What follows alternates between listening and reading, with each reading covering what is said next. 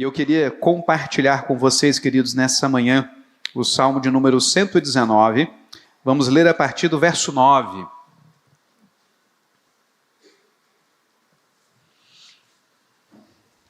Salmo de número 119, a partir do verso 9.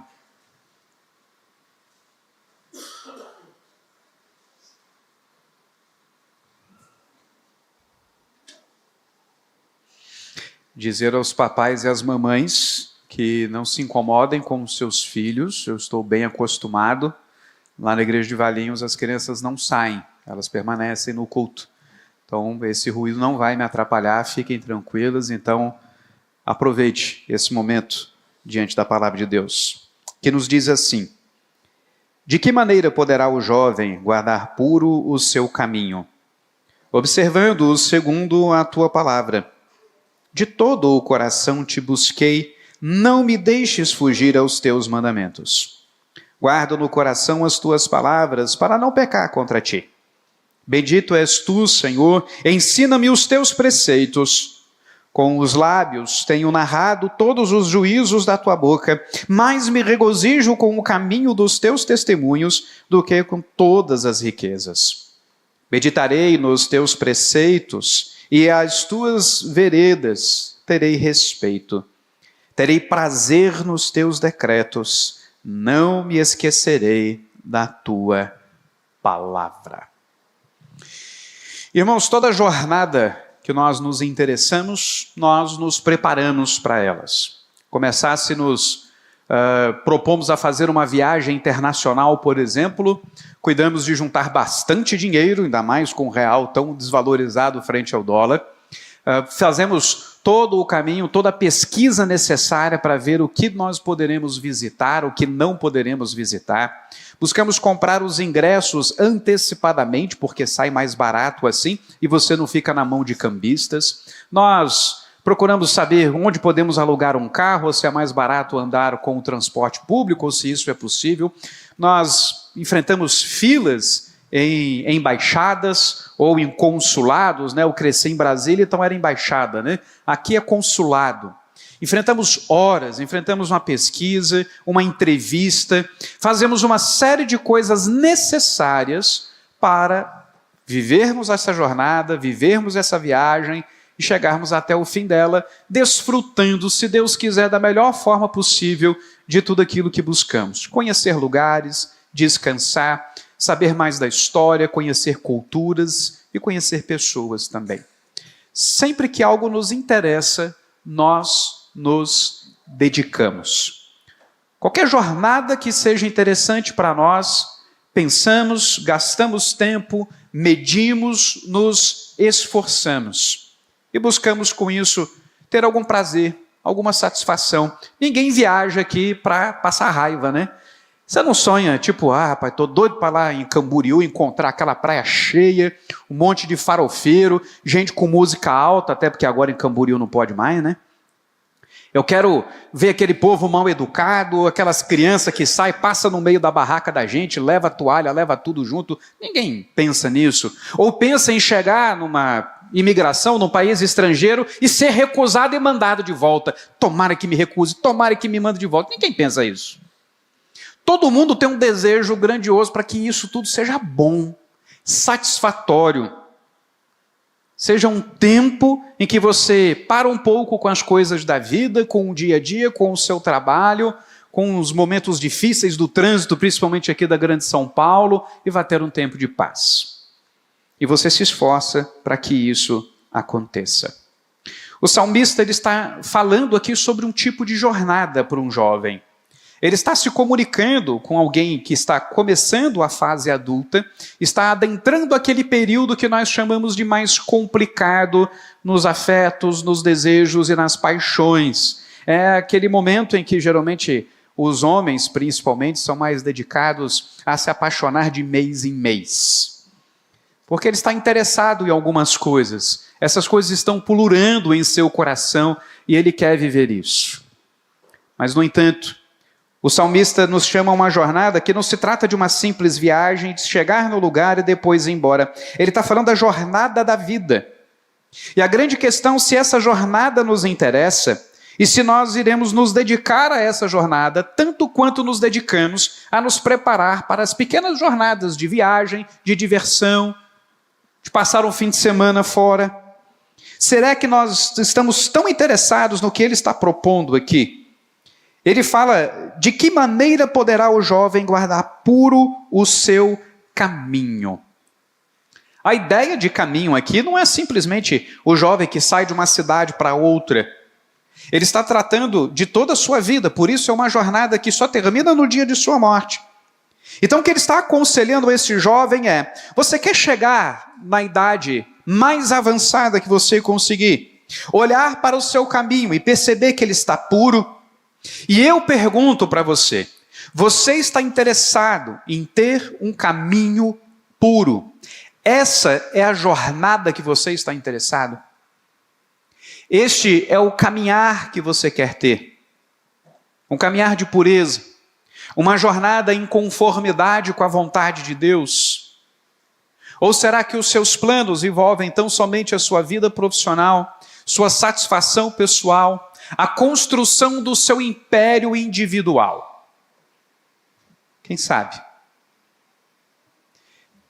Se você então está aqui, nesse encontro para pensarmos sobre manter puro o coração, eu quero crer que então você está interessado no que o salmista está trazendo.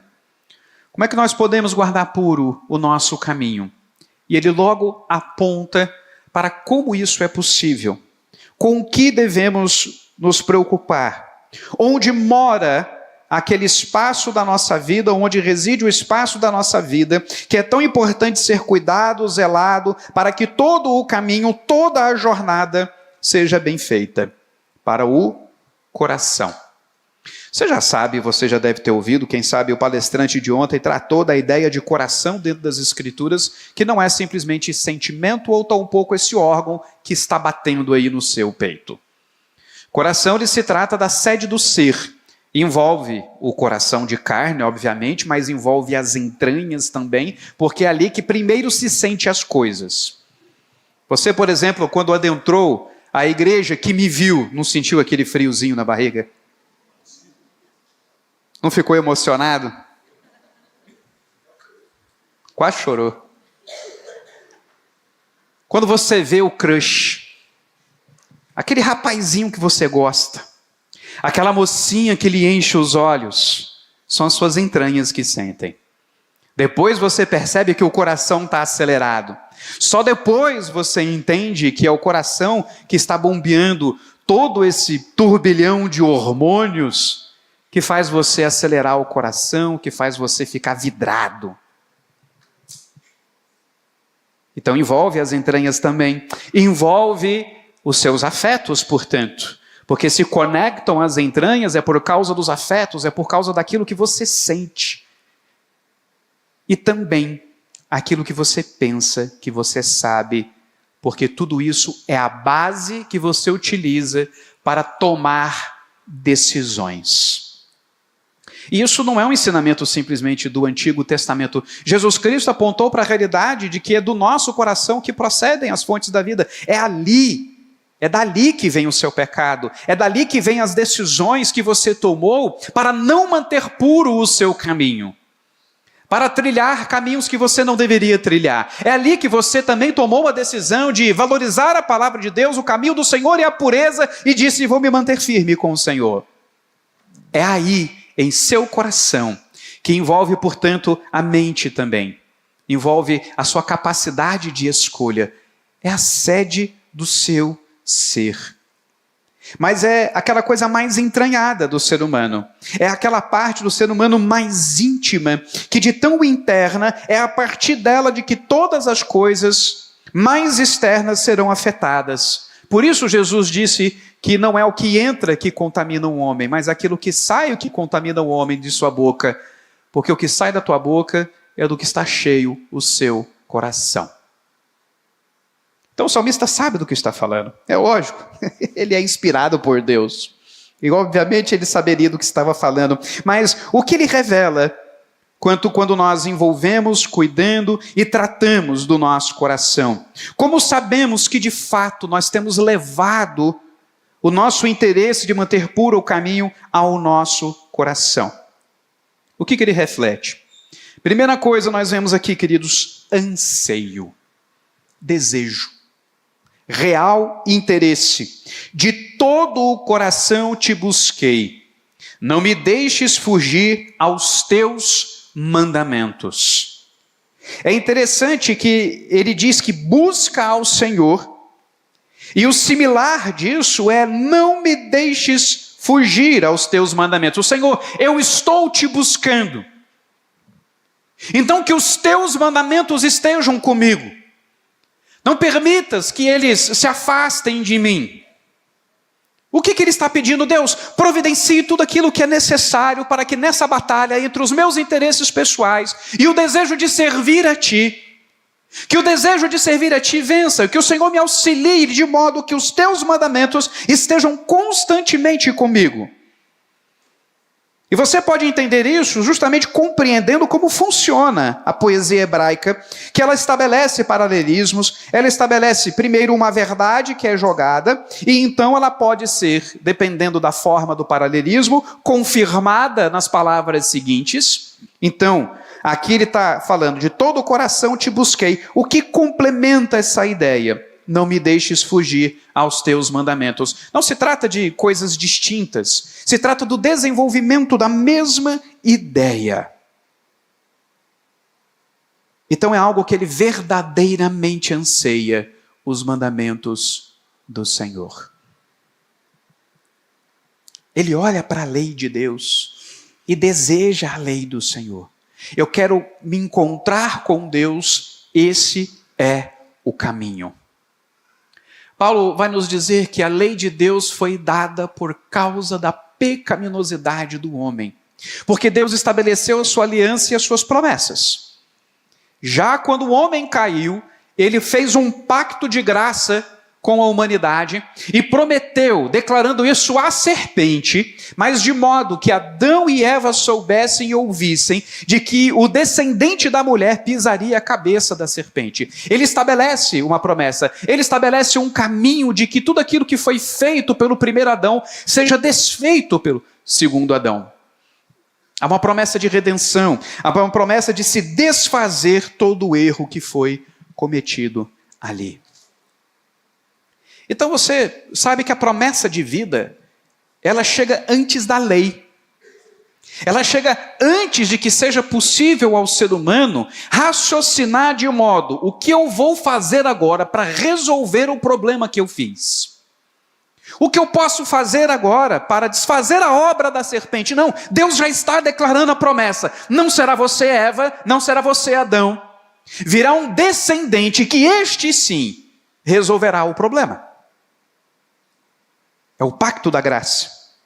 O pacto da graça que não exclui o pacto das obras. E talvez por isso a gente se confunda às vezes achando que de fato podemos contribuir para a nossa salvação. Porque Deus não desistiu de ser obedecido.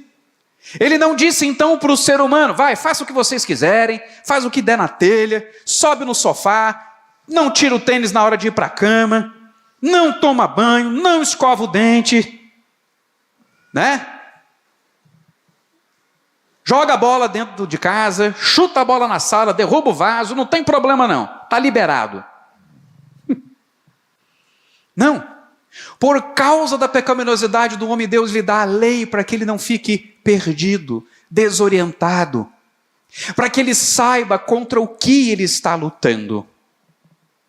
Mas na pessoa de Jesus Cristo, aquele pacto de obras, aquele que ordenava para que houvesse vida à obediência, mantinha-se vivo.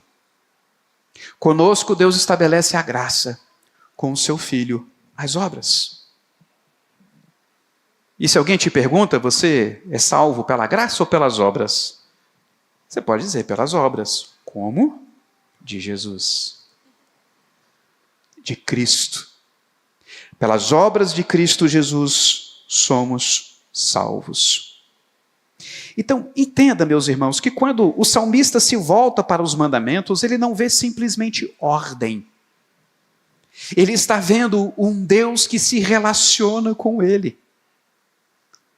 E no desejo de se relacionar com esse Deus, de buscar ao Senhor, porque essa é a raiz do que é ter um caminho puro, ele pede a Deus com todo o anseio de seu coração: não me deixes fugir aos teus mandamentos. Tem água para mim aqui? Por favor. E ainda ele vai acrescentar no verso 12: bendito és tu, Senhor, ensina-me os teus preceitos. Veja o que ele quer diante de Deus. Ele quer que Deus faça cumprir a sua promessa de desfrutar de uma terra que emana leite e mel. Ele quer que Deus o livre de seus inimigos. Não seriam coisas ilegítimas por si só. Não seriam coisas indevidas de se desejar, afinal de contas, Deus prometeu a terra. Deus prometeu aquelas bênçãos pactuais. Mas o intuito do salmista não é o seu desfrute, é guardar puro o seu caminho. Esse é o seu interesse. E nesse interesse, portanto, o que ele vai ansiar? O que ele vai desejar? Os mandamentos do Senhor. Uma pergunta muito objetiva e prática para você. Quando você vem à igreja, quando você vem se encontrar com os seus irmãos, qual é o seu anseio? Você vem no desejo de fato conhecer mais a Deus? De buscar abstrair das Escrituras um conhecimento mais profundo daquele que te criou? Ou o seu anseio é ter algum problema resolvido? Ou apenas ter algum período de paz, longe dos problemas da sua casa, do seu trabalho, do seu bairro, quem sabe? Qual é o seu verdadeiro interesse? O que você acha que você vai conseguir a partir das Escrituras? A partir de um ambiente criado pelo Senhor? O que você está ansiando cada vez que você se propõe a ler as Escrituras e a orar? O quê? Isso vai mostrar se você está verdadeiramente interessado num caminho puro, num caminho agradável ao Senhor, ou se o seu interesse é tão simplesmente agir como um jovem que, quem sabe, está com seus prazeres descontrolados e afoito, tenta de todas as formas possíveis, e às vezes até usando Deus para satisfazer os seus anseios, os seus desejos carnais, os seus interesses pecaminosos. Você precisa ter anseio, antes de tudo, por Deus e, em consequência, por sua palavra, por seus mandamentos. Por quê? Você não encontra Deus como nós nos encontramos. Você não pode parar um minuto, olhar para Deus, e aí, Deus, como foi a sua semana? E aquele irmãozinho complicado lá do Afeganistão, como é que ele está?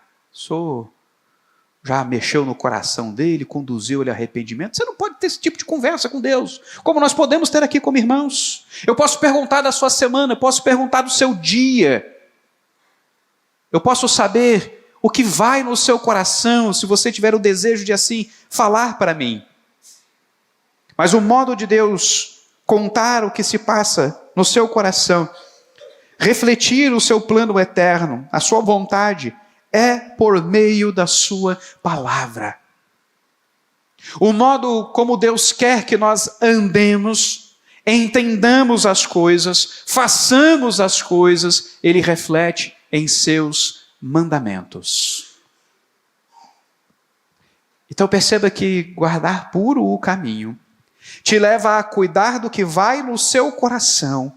E isso significa que se você quer a pureza, você tem de desejar o Senhor.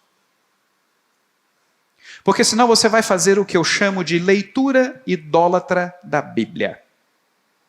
Você já fez uma leitura idólatra da Bíblia, você está passando por um problema e você começa a procurar a solução do seu problema na Bíblia. Aí a coisa pode se complicar se você vai no Urim Tumim, né? Aqui. E aí você diz, o que Deus tem para mim?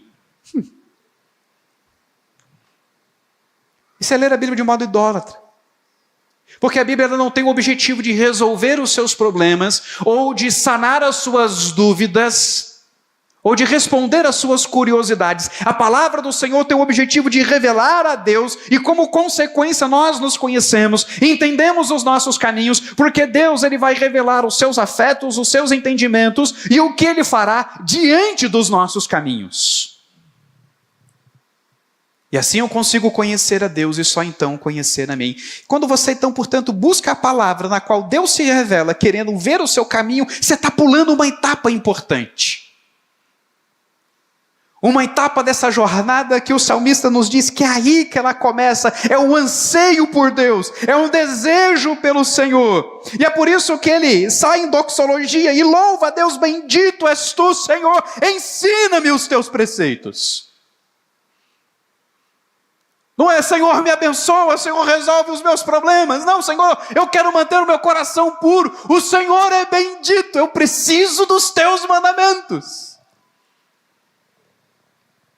Me ensina eles.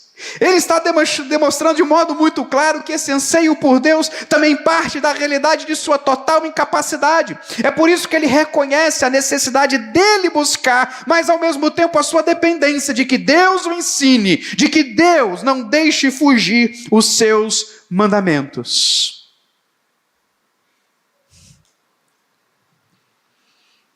Qual é o teu anseio? Em segundo lugar, nós vemos um salmista no desejo de viver essa jornada, ou indicando para um jovem, para que a sua jornada seja correta, seja devida, seja pura, que ele deve ter dedicação. Guardo no coração as tuas palavras, para não pecar contra ti. Verso 15. Meditarei nos teus preceitos e as tuas veredas terei respeito. Veja que essa ideia de guardar aqui no coração, já que ele é o lugar mais íntimo, mais profundo do seu ser, significa um apreço. Jesus nos diz que onde está o teu tesouro, aí estará o teu coração. Então é óbvio que se ele anseia por Deus, se ele anseia pelos seus mandamentos, é óbvio que no coração é onde ele vai entesourar isso. E a palavra aqui ela era muito utilizada para guardar em celeiros os grãos, ou ainda aquele tesouro que uma guarda, que um exército precisava manter para a sua jornada, para o seu caminhar. Algo precioso do que eu dependo, então eu guardo. E a pergunta óbvia, portanto, é o que você está guardando no coração? Ao que você está se dedicando? As pessoas perguntam para mim, ou questionam comigo, pastor, eu queria ser mais íntimo de Deus, eu queria conhecer mais a Deus. E aí a gente faz aquelas perguntas que é muito triste que as pessoas não tenham entendido, que é justamente nas perguntas básicas que nós já falhamos. Elas acham que existe algum conhecimento misterioso, alguma coisa mais profunda para a gente dar um jeito na vida delas. Na verdade, elas querem uma solução fácil. Mas a primeira pergunta que a gente faz, como é que está a leitura bíblica? Como é que está a sua vida de oração? Ah, pastor, é sempre isso. Toda vez que a gente fala disso, vem com Bíblia e oração. Eu falo, meu irmão, porque assim, tem outra coisa. Deus fala pela Bíblia e você responde pela oração. É um relacionamento, é um diálogo. O que você quer mais? Você acha que tem um comprimidinho que você toma e fica mais íntimo de Deus? Não tem. Você acha que existem umas palavras mágicas, uma oração que você só precisa fazer uma vez na vida e ela vai solucionar todos os problemas, trazer toda a intimidade? Não tem. É relacionamento, é constância, é uma busca, é um anseio, portanto tem que exigir de você dedicação. Se você é um bom profissional, isso deve ter exigido algo de você. Se você é bom naquilo que você faz, isso exigiu tempo. Tempo de estudo, de leitura, de treino, de aprendizado com alguém que conhece melhor do que você. Não importa, pode ser a profissão menos letrada, o que exige menos de conhecimentos de livros e mais prático, até aquelas profissões que exigem mais, um doutorado, um pós-doutorado naquela área. Não importa. Você precisa dedicar tempo de estudo, preparação e prática até você ficar bom. Isso não vem do nada. Mas você quer. Você quer o diploma. Você quer a promoção. Você quer o salário. Você quer passar de ano na escola. Não ficar de recuperação. Você deseja do fundo do seu coração aproveitar o primeiro dia de férias até o último dia de férias. Aí você diz, nem que seja por isso eu vou estudar. Só para passar raspando que seja. Fiz isso a vida inteira e deu certo. Onde que eu estou? Olha o que Deus faz na vida da gente. Estou pregando a igreja presbiteriana de Osasco. Para a gente chegar lá, a gente se dedica, a gente faz aquilo que é necessário. E é por isso que o anseio tem de estar em seu coração, porque é ansiando por algo que você se dedica a isso. É quando você vislumbra o seu desejo de ser chamado de doutor. Quando você quer que as pessoas contratem os seus serviços e não o do concorrente, porque o seu vale a pena. Você se dedica a isso, você constrói isso. E o salmista está justamente indo nessa direção. Eu vou guardar no fundo do meu coração. Há uma dedicação, uma compreensão de que essas coisas devem estar lá dentro. E o que ele faz com isso? Ele larga lá, ele simplesmente adquire um conhecimento e deixa para lá? Não, meditarei nos teus preceitos. Porque é assim, meditando, que nós vamos respeitar as veredas de Deus. Algo que às vezes as pessoas deixam de lado, pensamos muito no pregador fiel da palavra. Nós temos de ser pregadores fiéis da palavra do Senhor. Mas você sabia que nós também ensinamos a nossa fé reformada de que você precisa ser um ouvinte fiel da palavra?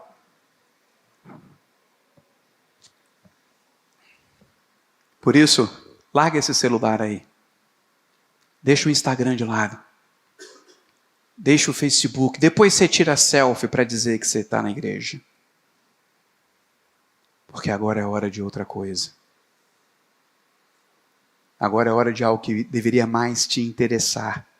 Eu preciso ouvir para guardar e ruminar, meditar, ficar falando comigo mesmo, o significado de tudo isso, onde eu estou falhando, onde a graça de Deus precisa se manifestar, portanto, no que eu tenho sido falho no meu entendimento, na minha compreensão, de modo que eu estou tendo expectativas indevidas. O que de fato eu tenho compreendido e entendido a partir disso, a riqueza do amor de Deus. Meditar, elaborar, dedicar. Ou você ouve o sermão, vai embora e... Do que o pastor falou? Da Bíblia? Tá, mas qual foi o tema do sermão? Quais foram os pontos que ele colocou? Quem está anotando aí, eu sei que depois vai saber. E a pergunta que eu faço para todos vocês que não anotam um sermão, vocês são tão bons assim de memória? Vão me fazer inveja mesmo? Que Deus me livre. Deus me livre.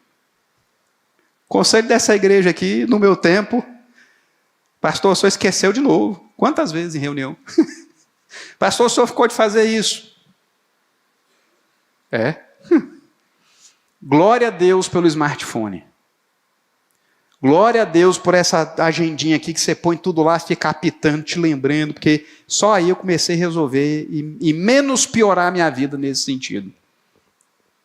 Então, se você é aquele que consegue ouvir o sermão e guardar o sermão, passar a semana ruminando esse sermão, lembrando dos pontos, das ideias, parabéns, eu tenho inveja de você.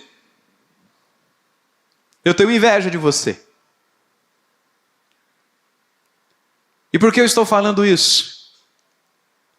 Porque quando você se propõe a prestar atenção, tomar nota, é porque você está proposto a se dedicar.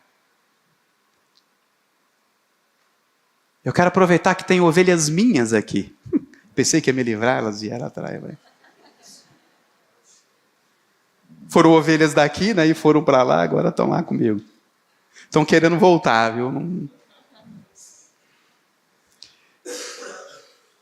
Que tal se tornar uma prática de todos nós? Anotação. Apontamentos. Pode usar o celular. Pega o celular, põe lá faz um grupinho de WhatsApp lá, sermão. E vai fazendo ali as suas anotações. Já que a gente usa isso aqui para tanta bobagem na vida, vamos usar para algo importante. Para você se dedicar. Para você compreender que guardar no seu coração, isso significa que tem de ser trabalhado na sua vida. Isso tem de ser algo que deve se expressar na sua vida. E isso só vai ter expressão na sua vida se você tiver essa dedicação, essa constância, essa busca e essa compreensão. Eu preciso entender cada área de minha vida a partir daquilo que o Senhor revelou a mim. Porque senão eu não terei respeito às veredas do Senhor. Porque senão os padrões do mundo me conduzirão nas minhas decisões. Porque senão os interesses carnais serão aqueles que parecerão mais lógicos, devidos e interessantes. Dedique-se. Você deve conhecer muito bem a sua área. Você deve ter estudado muito para estar onde você está. Você deve ter trabalhado tanto para construir o que você construiu. Isso significa que você sabe se dedicar. Dedique-se ao Senhor, aos seus mandamentos. Mas veja, é algo que você anseia. É algo que você percebe a importância e, portanto, você se dedica. E não à toa e não estranhamente, o salmista vai expressar um afeto muito poderoso na vida do ser humano, que é o regozijo, a alegria. Ele vai dizer, com os lábios tenho narrado todos os juízos da tua boca, mais me regozijo com o caminho dos teus testemunhos do que com todas as riquezas. Veja que ele foi se dedicando e aquilo foi se tornando parte dele. Ele foi externizando. Eu tenho narrado os teus caminhos, isso tem me trazido a maior alegria de todas, mais do que as riquezas, mais do que aquilo que tantas vezes nós nos dedicamos tanto a construir, a estabelecer em nossa existência. Por isso ele conclui, terei prazer nos teus decretos, não me esquecerei da tua palavra. É claro! Como você vai se esquecer de algo pelo que você anseia? Como você vai se esquecer de algo ao que você se dedica? Como você vai se esquecer de algo que te alegra? Ou nada disso é verdade em sua vida? Ou será que as pessoas não conseguem perceber em você o brilho de Cristo Jesus? Porque a palavra de Deus não é tão importante, o seu desejo não é ter um caminho puro. O seu interesse é outro. O seu foco é outro. Sua dedicação é outra. Se você tem prazer na lei do Senhor, é isso que vai saltar dos seus lábios. É o seu assunto predileto. É o que você vai mais falar. Você vai se tornar igual quem faz crossfit e jiu-jitsu. Todo mundo fica sabendo que o cara faz crossfit ou que ele faz jiu-jitsu. Você conhece alguém que faz crossfit? E com certeza você sabe que ele faz crossfit. Você conhece alguém que faz jiu-jitsu? Com certeza você sabe que ele faz jiu-jitsu. Se ninguém perto de você, você olha, ninguém faz crossfit ou jiu-jitsu, é porque ninguém faz crossfit e jiu-jitsu. Pode ter certeza disso. Porque o cara fala, aquilo sai da boca dele, ele não consegue não falar sobre aquilo. Mas é interessante como muitas vezes nós conseguimos não falar da palavra do Senhor. Nós conseguimos não deixar sair pelos nossos lábios a narração de tudo aquilo que Deus tem feito. Porque no fundo, isso não nos alegra tanto. Não é isso que nos traz tanto prazer na vida. Por muitas vezes nós estamos com um prazer mais voltado em sermos aceitos e bem recebidos pelos outros. E isso muitas vezes nos conduzir a nos calar, porque eles não gostam muito que fale de Deus, né? Então eu não vou falar. Mesmo os bobões aqui não percebendo que eles falam de tudo que eles gostam, de tudo que eles querem, usando as palavras que eles desejam, e a gente fica engolindo.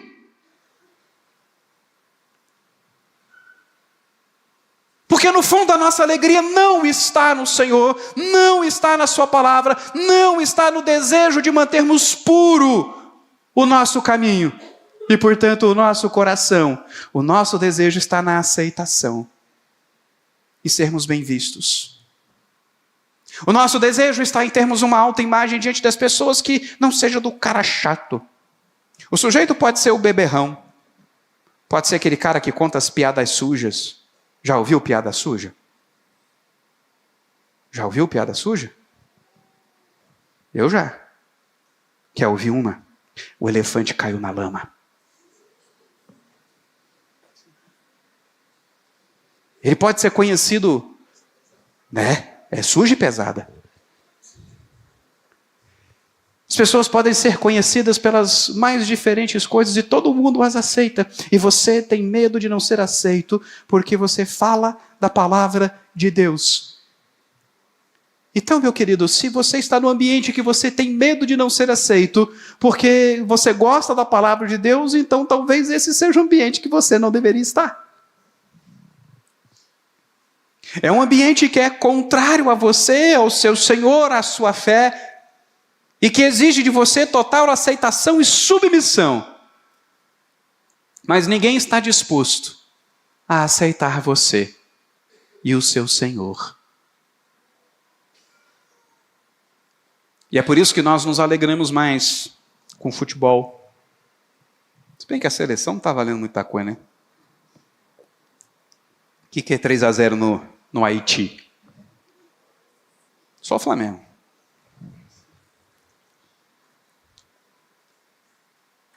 As nossas alegrias se tornam o churrasco, a comida. As nossas alegrias, elas vão sendo pulverizadas sobre as coisas deste mundo. Porque no fundo, o nosso interesse, o nosso anseio, não é manter puro o caminho. É termos uma jornada no meio deste mundo e passarmos como mais um neste mundo, desfrutando das coisas deste mundo.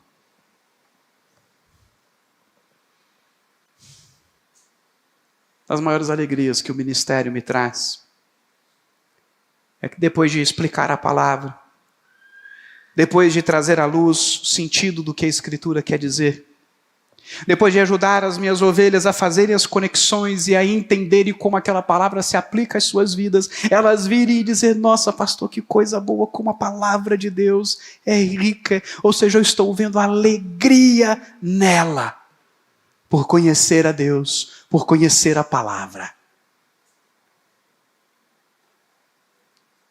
Se você anseia e se dedica, isso vai transbordar.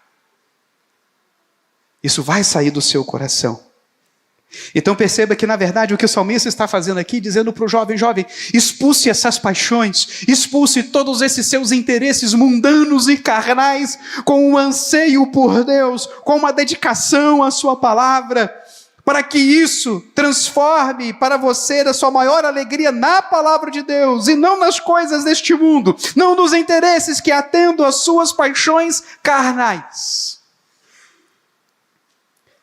Você não vai conseguir deixar de ter prazeres indevidos, satisfações que não deveriam estar no seu coração, se você não trabalhar as coisas de Deus no seu coração. Não tem estratégia, não tem terapia, tratamento, não tem remédio ou medicação que trabalhe o pecado. É arrependimento, é ansiar por Deus, é compreender que a sua dedicação a pecados advém do fato que você tem amado mais os seus prazeres do que a Deus. Só que aí a gente chega no final dessa jornada E você diz, pastor, eu conheço a lei de Deus e o próprio apóstolo Paulo diz que não dá para ter justiça por meio da lei. Você está aí, sei lá, decrépito, 200 anos de idade. E você diz, pastor, eu tentei e não consegui, eu acho que o salmista estava idealizando algo que não é possível para nós de verdade. E Paulo afirma isso aos Gálatas. Ninguém consegue justiça pelas obras da lei, pelas obras da carne. O próprio Abraão foi justificado pela fé. Então, como pode esse salmista olhar para os mandamentos de Deus, que inclui também as penalidades?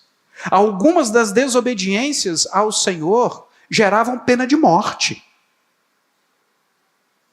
Ele tinha de ver constantemente o seu pecado usurpando, tirando a vida de um animal para que ele fosse coberto diante de Deus. Como o salmista pode olhar para essas coisas e dizer, eu tenho prazer na lei de Deus, ou como outro salmista dizer que a lei de Deus é mais doce do que o destilar dos favos? Isso é o quê? É alguém que encara a realidade, está negando a realidade de que a lei é dura, de que a lei é difícil, de que nós não conseguimos pela lei. Não, queridos. O fato é que no anseio pelo Senhor, na dedicação a Deus, ele percebeu que a lei de Deus, ela se fundamenta e significa justamente essas duas coisas que nós lemos aqui no breve catecismo. A lei é amar a Deus sobre todas as coisas, de toda a tua força, de toda a tua alma, de todo o teu entendimento, e o próximo como a si mesmo. Não foi o evangelho que trouxe isso, foi a lei. Deuteronômio 6 ordena o povo a amar a Deus sobre todas as coisas. Levítico 19 já diz, não te vingarás, mas até o próximo amarás. Já estava lá, porque o fundamento da lei é o amor. E no desejo de se relacionar com Deus, ele percebe que a lei de Deus é a manifestação do amor de Deus ao homem que estava perdido, para que ele não caminhe de modo ainda mais intenso ao seu pecado, mas saiba lutar e entender qual é o caminho que ele deveria andar. A lei de Deus é uma bênção pactual, para que o povo de Deus não fique abandonado no pecado.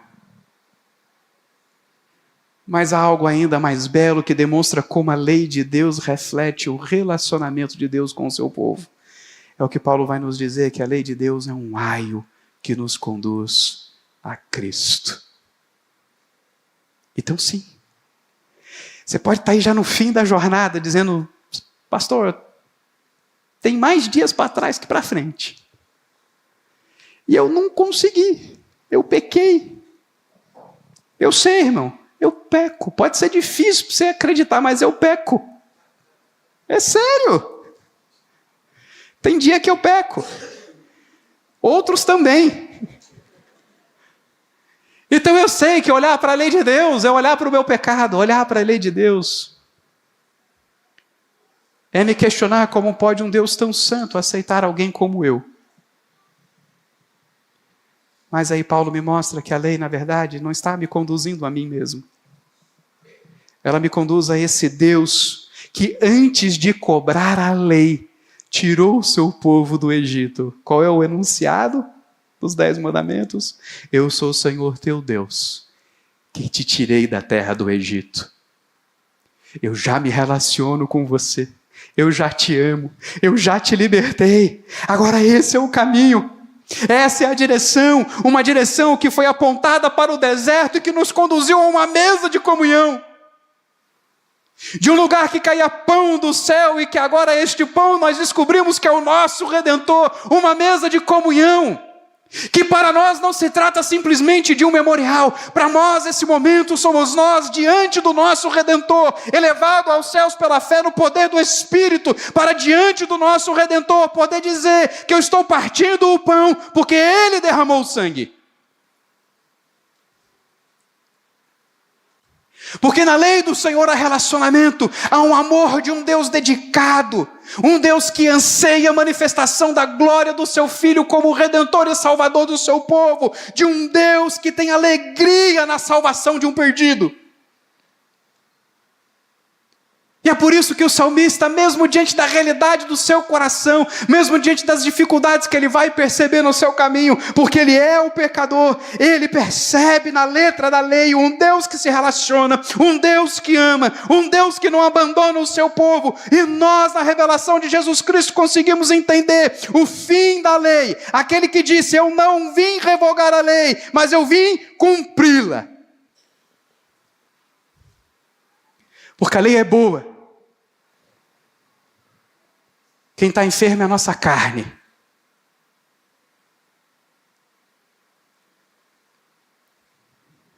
Você precisa compreender que para manter puro o seu caminho, o seu objetivo é Jesus. Porque aqueles que meditam intensamente na lei do Senhor, aqueles que reconhecem o amor e a graça de Deus em sua lei, reconhecem em Cristo o Redentor.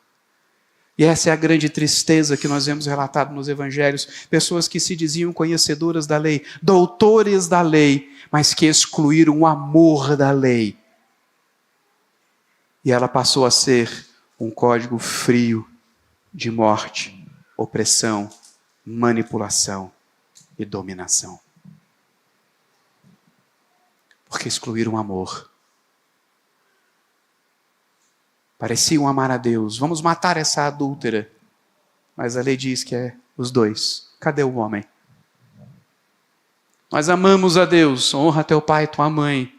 Não, pai, não, mãe, isso aqui é corbã. Eu vou dedicar a Deus, eu não vou dar para vocês, não.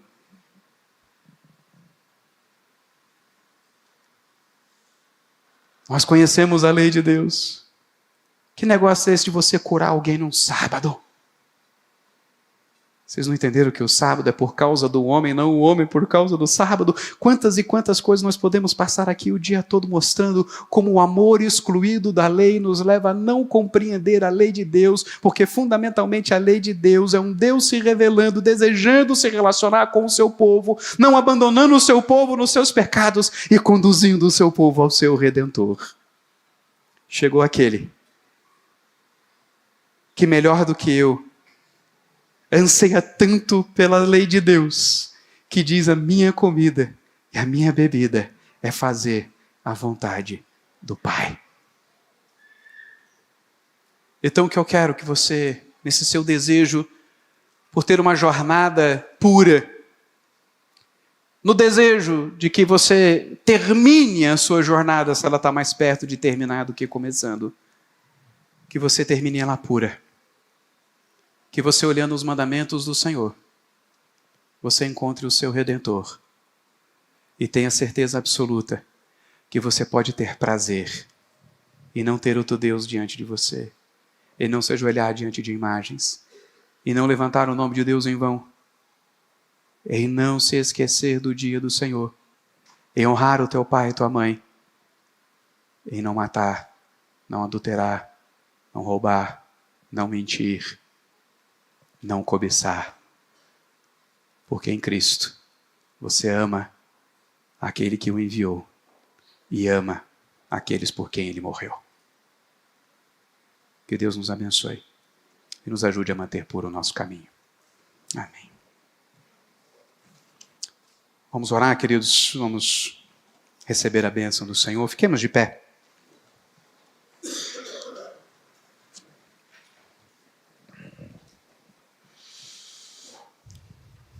Deus Santo e amado, dá-nos essa alegria. Dá-nos essa alegria, Santo Deus, de reconhecermos o Teu amor em cada revelação Tua, que às vezes parece um peso. Mas és Tu nos conduzindo, ó Pai, para que as nossas veredas tortuosas sejam cobertas, ó Deus, pela santidade do nosso Redentor. És Tu, ó Deus, garantindo ao Seu povo que Tu não te esqueces dele, e ajuda-nos a nós não esquecermos da Tua palavra. Ajuda-nos a valorizarmos aquilo que Tu nos revelas, ó Pai, para que nada haja de tão precioso ao nosso coração. Que assim a luz de Cristo brilhe em nós. Que a nossa alegria não caiba em nosso peito e não consiga ser detida por nossos lábios, ó Pai, porque descobrimos algo tão maravilhoso, Pai. O Teu amor manifesto em Cristo Jesus, e que nele possamos reconhecer o comprimento, a profundidade, a largura desse amor, ó Pai. Esse amor que se manifesta sobre todos os povos, ó Deus. Esse amor que se manifesta sobre ricos e pobres, ó Pai. Esse amor que se manifesta sobre homens e mulheres, de modo que já não há mais grego, já não há mais judeu. Todos somos um em Cristo Jesus, Pai. Que esse seja o caminho que desejamos. Que essa seja a jornada a qual tanto nos dedicamos. E que assim tanto cuidemos do nosso coração, para que vivamos de modo digno do Evangelho ao qual fomos chamados, Pai. É no nome de Jesus que oramos. E agora, meus irmãos, que a paz do nosso Senhor e Salvador, que o amor de Deus e Pai, e que as consolações do Santo Espírito de Deus estejam com todos vós, povo de Deus espalhados sobre a face da terra, hoje e pelos séculos dos séculos. Amém. Amém.